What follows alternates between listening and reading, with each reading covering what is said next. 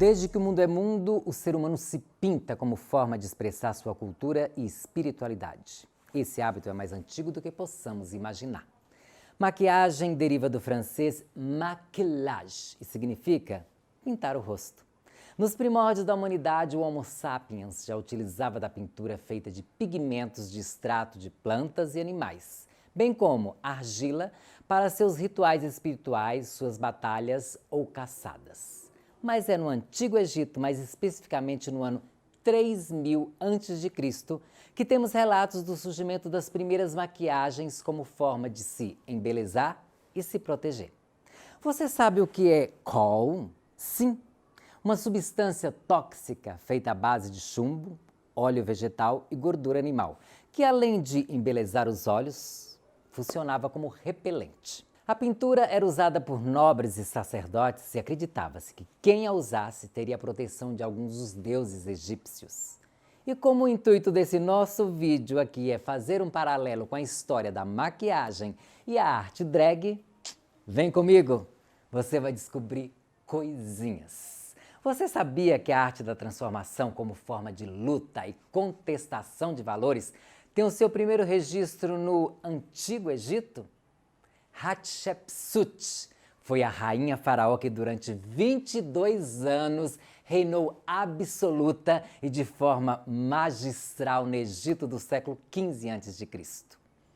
Um reinado de prosperidade, paz e muitas conquistas. Hatshepsut assumiu o poder para manter a linhagem real, pois era filha única, no reino em que quase todos os indivíduos não sabiam ler. As mensagens visuais eram muito importantes, por isso, sua imagem sofre uma transformação incrível. Nas representações que eram feitas dela, como desenhos e estátuas, ela aparecia com roupas e acessórios típicos de um faraó, desde a coroa até a barbicha postiça, algo considerado um atributo divino dos deuses. Inclusive, seu corpo torna-se cada vez mais masculino, mas de contrapartida, não se oculta os símbolos representando o seu eu feminino. Sua verdadeira intenção era projetar-se como líder, não como homem, e ela foi uma exímia comandante militar. Antes de tudo, vamos entender melhor o que é ser uma drag queen. Segundo a maravilhosa Rita Von Hunt, criação do professor, ator, palestrante e youtuber Guilherme Terreri, drag queen não é gênero, é performance de gênero. É uma performance artística, social e tem imposições. É assumir uma identidade performática e estereotipada de uma realidade. A boa performance da drag não é fazer chacota de gênero, mas fazer chacota da regra e do estereótipo de gênero.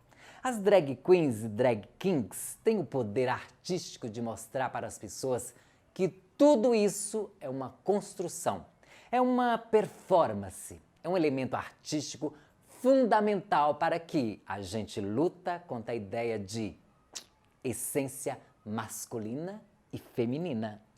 Identidade não se encaixa em drag queen. A drag queen é uma ferramenta artística pedagógica, na qual ocupamos um determinado lugar e falamos com o público.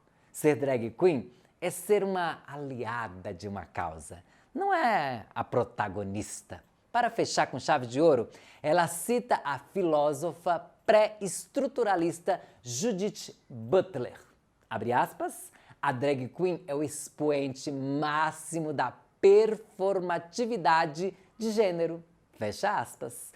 Agora, ficou claro? Voltemos à nossa viagem no tempo. Grécia Antiga, século V a.C. Uma sociedade um tanto quanto machista que não considerava as mulheres como cidadãs e privava-as de exercer várias funções, inclusive de serem artistas. O teatro surge nesse contexto e também como um ritual para reverenciar os deuses, mais especificamente Dionísio, o deus da alegria, da fecundidade e do teatro, claro. Cabia aos homens interpretar os papéis femininos. As máscaras eram o item principal que, além de delimitarem os papéis masculinos e femininos, expressavam emoções e por isso torna-se o símbolo da arte teatral. da Grécia Antiga, vamos dar um grande salto e cair na Idade Média, mais especificamente no início do século XII, época em que a Igreja controlava a vida dos cidadãos e detinha o poder político e econômico, exercendo uma forte influência nas artes e na ciência. O comportamento machista e patriarcal em nada muda. Como forma de fazer os fiéis entenderem melhor os ritos e as passagens bíblicas e conter um pouco as manifestações pagãs, a Igreja resolve integrar o teatro aos seus ritos. Os dramas litúrgicos eram encenados nas igrejas e nas portas delas. Cabia ao clero os papéis principais e aos fiéis a figuração. E para dar um toque de humor, começaram a colocar alguns homens desempenhando os papéis femininos de uma forma um tanto caricata e grotesca. Nesse período, o uso de cosméticos era desaprovado pela Igreja, considerado algo demoníaco. E é justamente nessa época que começa a chegar algumas especiarias vindas do Oriente, de modo específico um pó que deixava a pele branca. Afinal, a pele alva e as bochechas rosadas simbolizavam status, poder e riqueza. A maquiagem começa a ser usada não só como símbolo de poder, mas representa o frescor da pele, disfarçando assim várias doenças sem tratamento que existiam na época. Alguns produtos chegavam a causar paralisia facial, levando à morte. Em pleno século XIV, surge uma personagem que vai lutar na Guerra dos 100 Anos a favor da França católica contra a Inglaterra protestante. Joana d'Arc, uma camponesa adolescente que, segundo relatos, era visitada por São Miguel Arcanjo e, aos 16 anos, trajada como um soldado e, junto ao exército francês, obtém grande êxito nesta batalha. E por falar em Inglaterra, é entre os séculos XV e XVI que a influência renascentista e a referência do teatro grego fazem nascer o teatro elisabetano, tendo como seu maior expoente o mais influente dramaturgo da história universal, William Shakespeare. As mulheres eram proibidas de assistir aos espetáculos teatrais por ser uma atividade que feria os bons costumes. Imaginem pisarem no palco.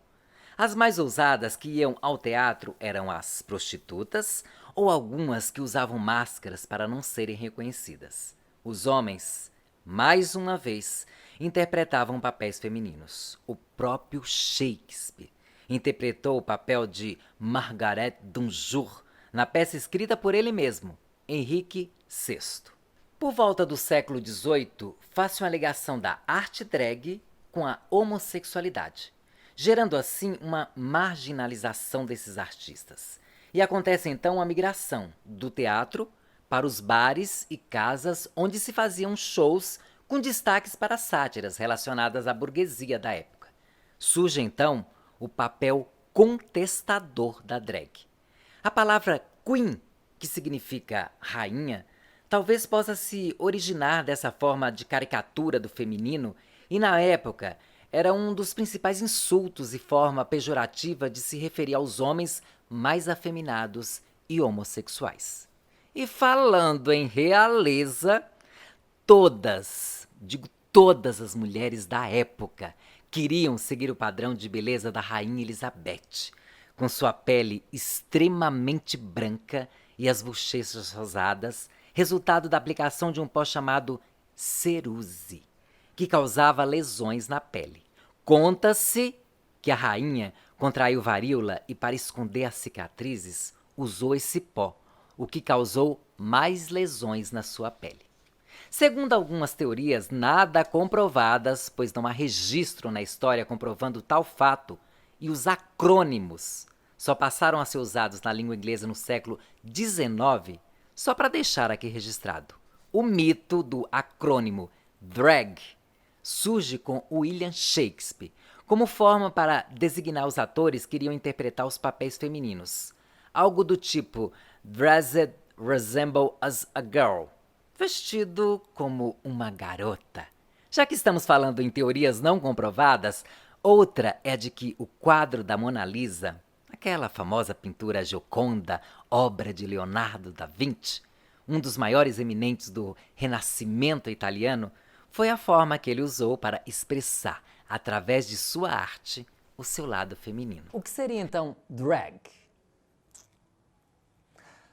O termo origina-se do verbo to drag, que em português significa arrastar, referindo-se às longas roupas femininas que os atores arrastavam no palco. Logo, drag virou um termo associado a homens vestidos de mulher.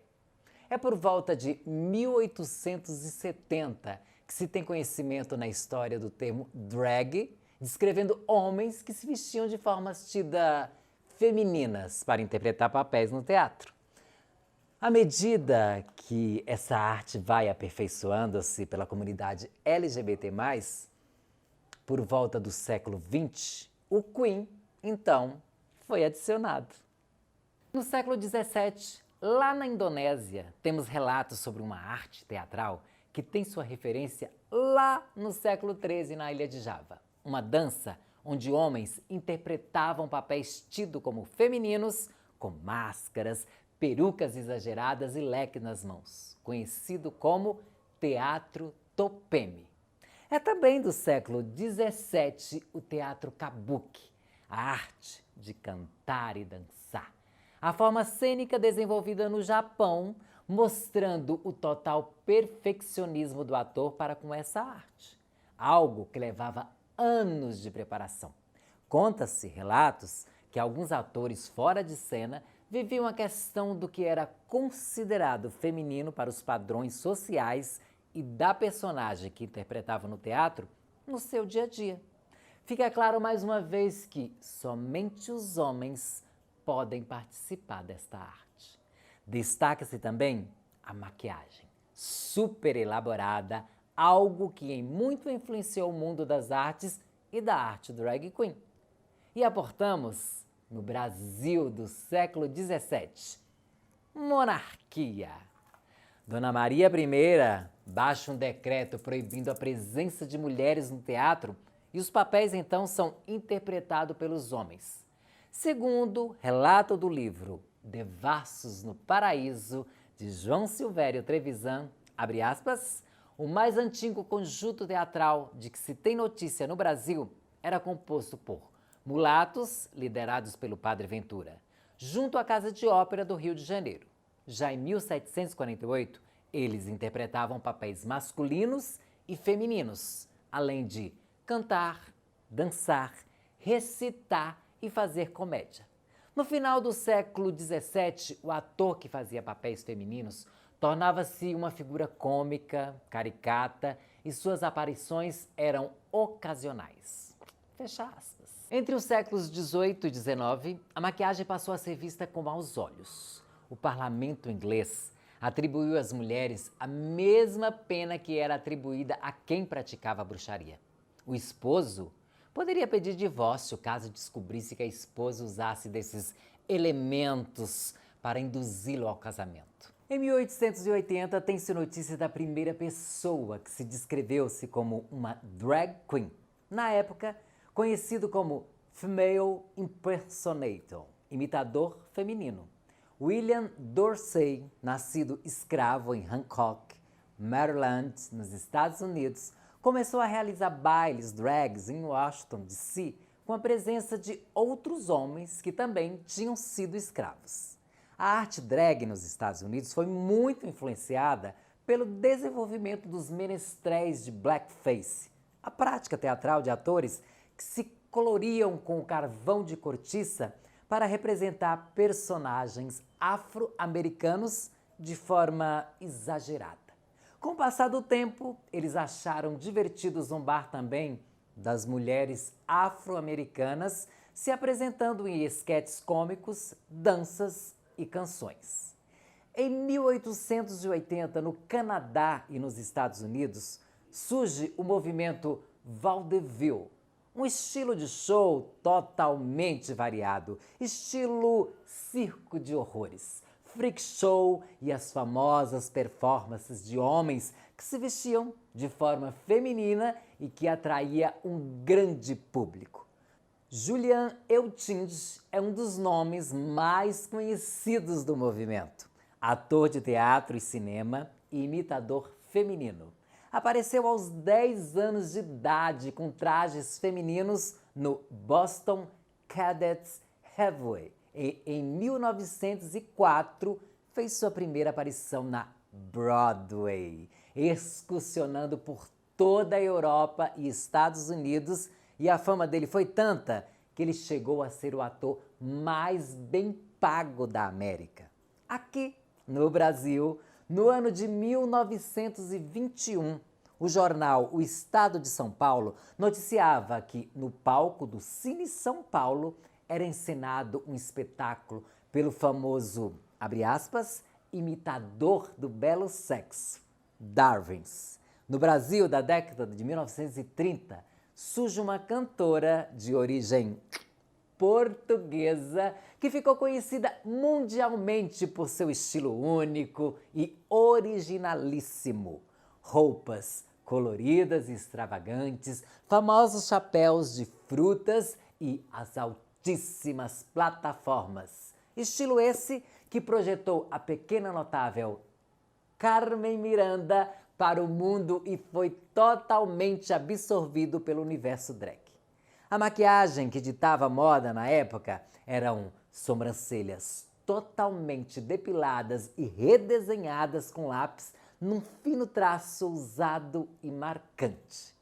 Na década de 1940, nos Estados Unidos, famosos transformistas atuavam em shows de comédia, assim como em shows de dança e dublagem em cabarés. Em 1941, que o termo drag queen é utilizado pela primeira vez na forma impressa, descrevendo o show desses artistas. No século XX, a maquiagem passou a ser usada em todo o mundo, porém, no período da Segunda Guerra, 1939, 1945, a produção de produtos de maquiagem estacionou por causa da necessidade de produzir armamentos e a escassez de matéria-prima. É no período pós-guerra que algumas mulheres começam a produzir seus próprios produtos de beleza. E essa produção vai se disseminando pelo mundo e se tornando popular, sendo uma forma também das mulheres se recuperarem do horror da guerra e encontrarem novamente a beleza e a força do poder feminino. O padrão de qualidade não era dos melhores. As maquiagens criadas tinham produtos nocivos à pele, por isso, algumas pessoas até hoje reproduzem o preconceito de que a maquiagem envelhece e pode estragar a pele. Olhos modelados com sombras nas pálpebras, máscaras para aumentar os cílios e um batom para dar o toque final bem vermelho. Divas de cinema e da música ajudaram a popularizar ainda mais o uso de diferentes maquiagens que iriam comandar os anos 50 com elegância, glamour e valores conservadores. Surge no Brasil um gênero chamado teatro de revista. Oriundo da Belle Époque francesa, o gênero abrasileirou-se colocando em revista fatos, acontecimentos, ideias e costumes da época de uma forma glamurosa, com um toque de humor. O público se aglomerava nos teatros para assistirem às vedetes e travestis em roupas sumárias e cenários luxuosos.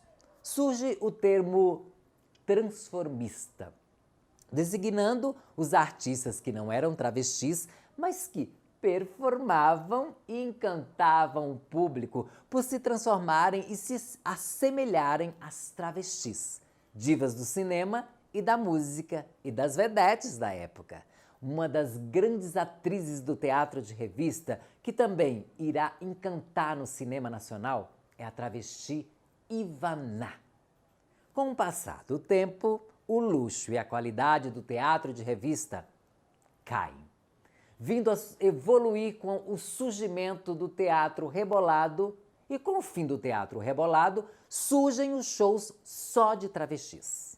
Década de 1960, a cena noturna pelos bairros da Cinelândia e Copacabana fervilhava. Rogéria, Marquesa, Brigitte de Búzios, Valéria, ainda menores de idade, se encantavam com tudo aquilo.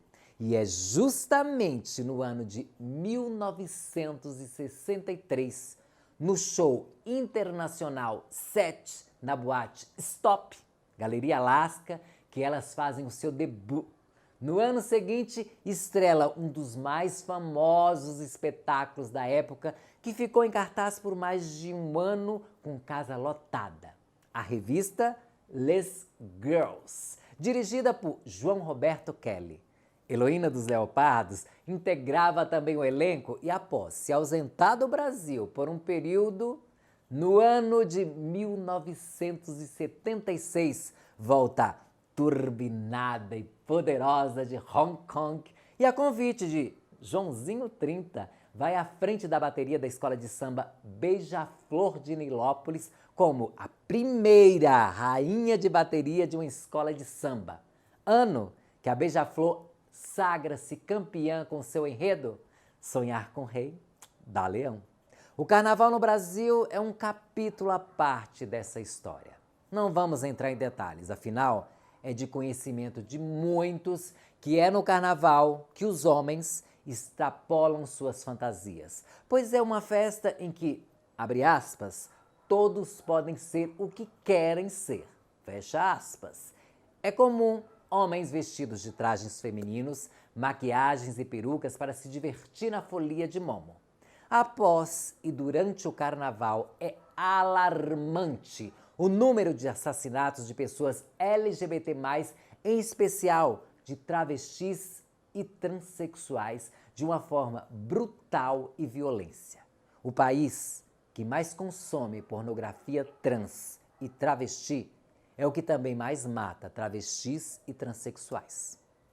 A literatura nacional, em 1956, coloca em pauta um romance repleto de mistérios e encantamento. Um romance experimental e regionalista. Em Grande Sertão Veredas, João Guimarães Rosa apresenta os jagunços Riobaldo e Diadorim. Diadorim é uma mulher que se identifica como homem, tanto na sua forma de ser como na sua forma de se vestir. Algo que fascina e encanta Riobaldo. Em 1960 surge a Drag Divine, eleita pela revista People como a drag do século, que ficou conhecida por interpretar a pessoa mais sórdida do mundo no filme Pink Flamingo. Ditadura militar, 1964. Tudo se torna mais difícil e proibido. Só na cidade de São Paulo, com a política da higienização, mais de 1.500 LGBT+, são presos. É justamente nessa época que Miss Biá, uma das drags mais antigas do show business paulistano, relata que para poder fazer show nas casas noturnas que usavam ter esse tipo de show, ela tinha de sair de casa com uma carteirinha, comprovando que era artista para caso fosse parada pela polícia. Não era permitido sair de casa já trajando a vestimenta de show ou com uma vestimenta que fosse considerada feminina. Nos Estados Unidos, nessa mesma época, se uma pessoa fosse pega na rua usando no mínimo 3 peças de roupa considerada do gênero oposto, essa pessoa ia presa. Esse é um dos estopins para a famosa revolução do Stonewall Inn, dando origem ao movimento LGBT+, na América e as famosas paradas do orgulho. 28 de junho de 1969. Em outubro de 1969, em Nova York, a revista Times publica uma matéria com a definição do significado da palavra drag queen. Abre aspas, homens que se vestem exageradamente de forma feminina para performar. Fecha aspas. E no final da década de 1969, que se tem conhecimento da primeira boate exclusiva para o público LGBT+, no Brasil, na cidade de São Paulo, a famosa Hi-Fi, na Rua Augusta. No ano de 1971 surge a Medieval, com seus suntuosos shows de travestis e transformistas equiparados aos espetáculos da Broadway, intitulada O Palácio Gay de São Paulo. Interditava-se a Rua Augusta para as suntuosas festas, onde chegar montada, causar, era o hit. As transformistas deixam de se inspirar nas divas de Hollywood e têm como referência as grandes cantoras da era disco. A década de 1970 também é conhecida como a década do amor livre. As transformistas tornam-se o símbolo de luta do movimento, até então chamado simplesmente de gay. Não só como forma de contestar a ditadura, mas questionar a questão de gênero, divertir e se divertir, levar um novo conceito de arte para as pessoas, transgredir, surge o grupo Dizzy Croquettes, um grupo teatral formado por homens que usavam roupas extravagantes, maquiagens exageradas, que além de atuar, cantavam e dançavam. Essa androgenia chocou as autoridades e o espetáculo acabou sendo censurado. A trupe teve que deixar o Brasil e se exilar em Paris. Com o apoio de ninguém menos que Liza Minnelli, eles fizeram sucesso por lá, chegando a participar de um filme. Outro grande artista que usava a androgenia para performar e contestar o regime era o maravilhoso Ney Matogrosso e o grupo Secos e Molhados. A maquiagem da década de 1970 era psicodelia pura. Muito blush, sombra verde-limão, azul, rosa, além de roupas usadas, coloridas e extravagantes. Embora a cultura ballroom exista nos Estados Unidos desde a década de 1960, como forma de refúgio para a população LGBT+, seu ápice acontece na década de 1980, com os famosos bailes de drag queens que acolhem a comunidade negra latino-americana de Nova York. Um movimento político de ocupação de espaços e celebração da diversidade de gênero, sexualidade e raça. Nos bailes, uma disputa que tinha direito a corpo de júri e troféu para as vencedoras. Conheça mais sobre a história assistindo ao premiado documentário Paris is Burning e a magnífica série Pose. Com o surgimento da AIDS e pelo fato de estar associada de forma preconceituosa à comunidade gay, ganhando até o pejorativo status de câncer gay, na década de 1980, inicia-se uma fase muito ruim para os artistas. Escancara-se a homofobia na sociedade, chegando ao ponto de reportagens na TV apresentarem uma parcela da população clamando a morte aos homossexuais. O fato de se montar, então, se torna uma forma de fugir da repressão violenta da sociedade. Na cidade do Rio de Janeiro, das 6 revistas em cartaz, 4 eram com shows de travestis e transformistas, como a transgressora Laura Divison. É na década de 1980 que a travesti Rogéria ganha o mambembe como atriz revelação. Em São Paulo, Andréa de Maio interpreta Geni no espetáculo Ópera do Malandro, de Chico Buarque. E Cláudio Wander, grande referência do teatro underground, interpreta um juiz na peça Nossa Senhora das Flores, de Jean Genet, completamente nua, apenas com uma mortalha preta transparente cobrindo seu corpo. As transformistas invadem o universo das telenovelas. 1985, Um Sonho a Mais, de Lauro César Muniz. Rede Globo de televisão. O ator, jornalista, cenógrafo e drag queen Patrício Bisso interpreta a personagem Olga Del Volga, uma psicanalista russa que tempos depois passa a integrar o elenco da sempre empoderada Hebe Camargo. Destaque também para os atores Neila Torraca e Marco Nanini, que vivem as irmãs Anabela e Floribela. 1987, novela Sassaricando, de Silvio de Abreu, Rede Globo. O extrovertido e misterioso Bob Bacall ganha vida na interpretação de Jorge Lafon, que se projeta nacionalmente como a famosa Vera Verão, a drag queen escrachada do programa humorístico A Praça é Nossa no SBT. É também da década de 1980 os famosos quadros de transformistas que aumentavam a audiência do Show de Calouros, apresentado por Silvio Santos no SBT. Dentre os jurados, uma das primeiras drag queens mulheres do Brasil, a incrível Elke Maravilha. Outro programa com shows performáticos era o Clube do Bolinha, apresentado por Edson Cury na Band. Os mais famosos participantes e vencedores do Show de Calouros que se projetaram nacionalmente foram o pernambucano Eric Barreto e a mineira Léo Áquila, que conta-se, vem aqui uma fofoquinha básica, vendeu um apartamento para bancar um show numa famosa casa de espetáculos em São Paulo, numa época em que as drag queens não tinham tanta visibilidade e não ganhavam tanto dinheiro.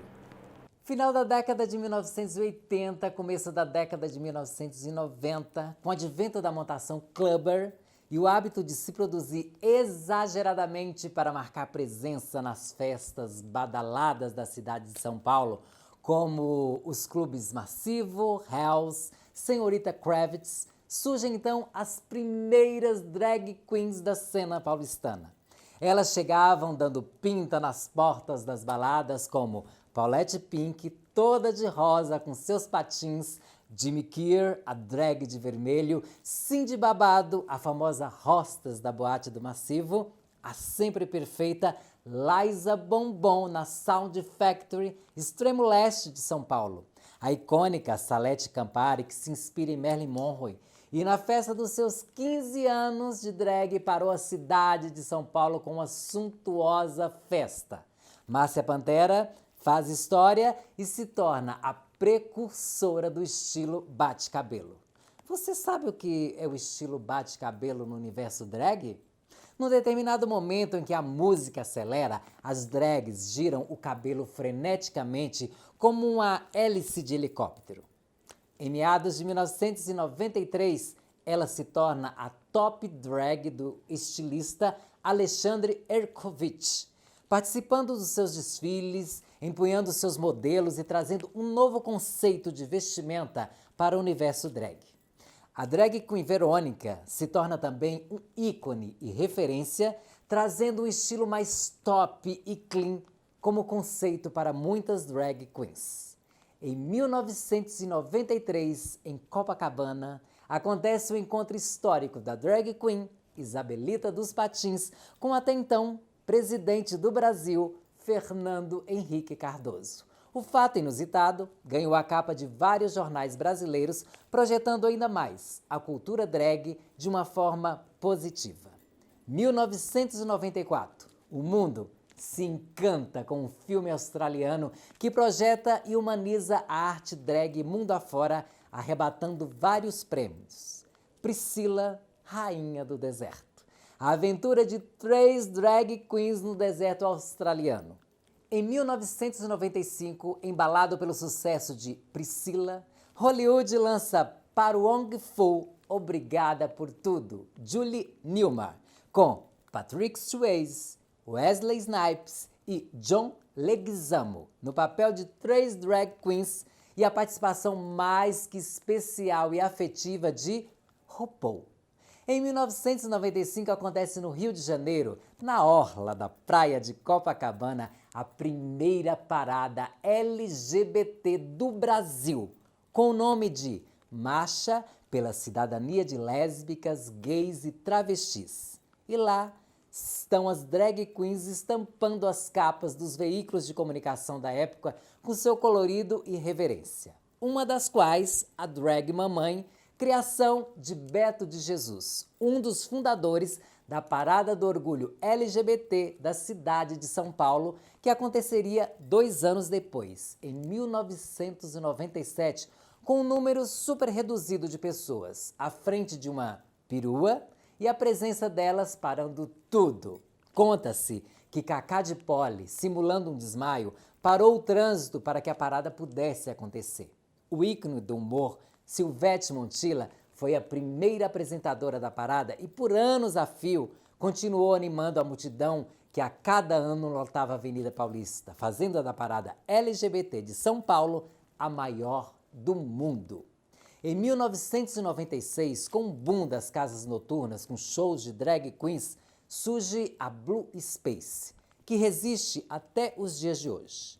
Durante a pandemia, o seu proprietário Vitor, um grande admirador da arte drag, elenco e funcionários da casa noturna fizeram de tudo para não deixar com que os seus famosos e apoteóticos shows deixassem de acontecer, realizando lives incríveis. Quando se trata dos mais belos e bem produzidos shows de drag queens, travestis e trans, com certeza a Blue Space é a maior referência na América Latina. Outra grande curiosidade da Blue é a realização do inédito futebol das drag queens em comemoração ao seu aniversário. Em 1997, a drag queen Nani People, formatada no teatro, ganha a grande mídia e se torna a drag repórter do programa Comando da Madrugada do jornalista Goulart de Andrade. Em 2001, a apresentadora Hebe Camargo reúne uma constelação de drag queens em seu programa no SBT. Nani People transforma a Hebe em drag e se torna a drag repórter do programa e se projeta nacionalmente. No Domingão do Faustão, o quadro Dica de Drags com as coloridas Paulette Pink, Verônica e Divina Núbia, dando dicas e respondendo questionamentos do público de uma forma divertida e pra lá de bem-humorada. E as drag queens passam a invadir as casas das pessoas, no bom sentido, claro, não só através da TV, mas com os divertidos telegramas animados.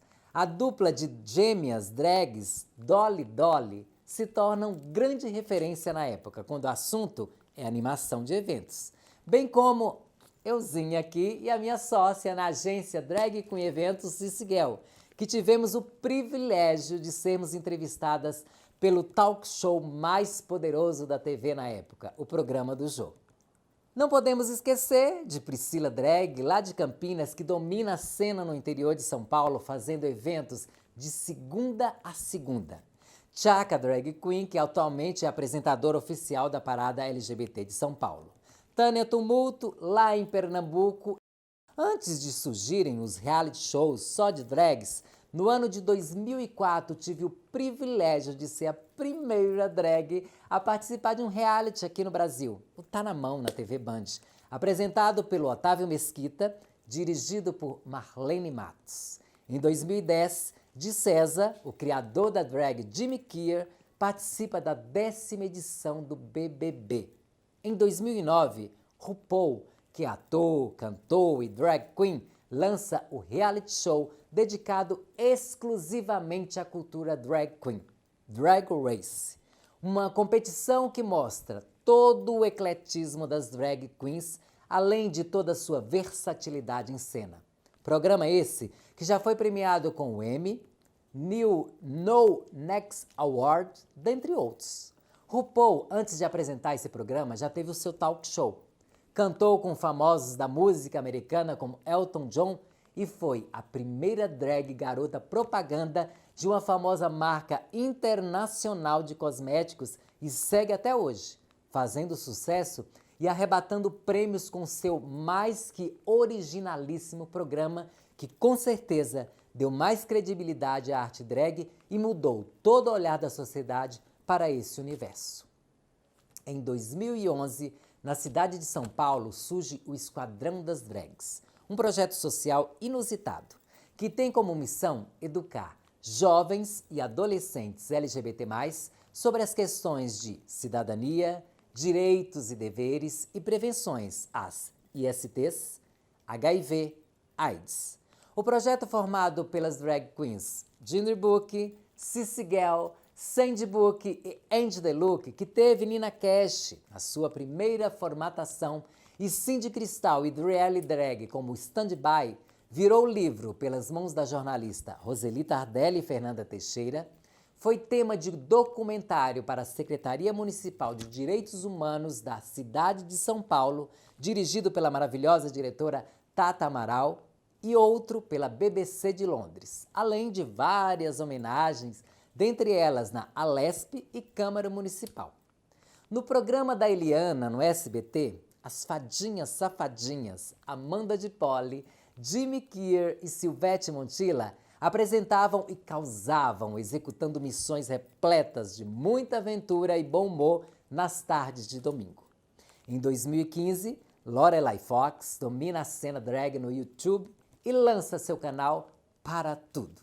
Após viralizar com um vídeo em que falava sobre as questões relacionadas à diversidade sexual, se torna referência e é chamada para ministrar palestras em empresas, assim como participar de programas de TV, dentre os quais o originalíssimo Amor e Sexo da Rede Globo de televisão, apresentado pela belíssima e aliada da causa LGBT+, Fernanda Lima. Foi Amor e Sexo que revelou a talentosíssima drag cantora Pabllo Vittar para o mundo. Em 2017, estreou o bem-sucedido Drag Me as a Queen, do E! Entertainment, com as poderosas Rita Von Hunt, a persona drag do professor universitário Guilherme Terreri, que cito no começo desse vídeo uma das drags mais inteligentes do país e referência quando o assunto é diversidade e arte drag. Ícaro Kadoshi e Penélope Jean. O programa levanta a autoestima da mulher e as transforma em drag queens. Assim como tudo evolui, a arte drag segue em grande ascensão e evolução, bem como a indústria da maquiagem, que além de realçar a beleza feminina e masculina, sim, além das drag queens que utilizam e muito maquiagem, os homens também aderiram a ela. Afinal de contas, a maquiagem, além de elevar a autoestima e satisfazer as vaidades, agora utiliza produtos politicamente corretos, muitos já veganos e sem precisar de sacrificar animais para testes. A indústria de cosméticos evolui e é uma das maiores do mundo, e seus produtos são considerados verdadeiros tratamentos para a pele. Se no começo da história eles agrediam e podiam até matar, hoje eles protegem, valorizam traços, corrigem imperfeições, hidrata, protegem e dizem alguns que têm o poder de rejuvenescer, de transformar como um passe de mágica. Disso ninguém tem dúvidas. Está aí as drag queens que não deixam mentir. A maquiagem e a arte drag estão juntas e misturadas, fazem parte da história da humanidade e, com certeza, ainda vão fazer e muito pelo ser humano nos próximos anos que virão.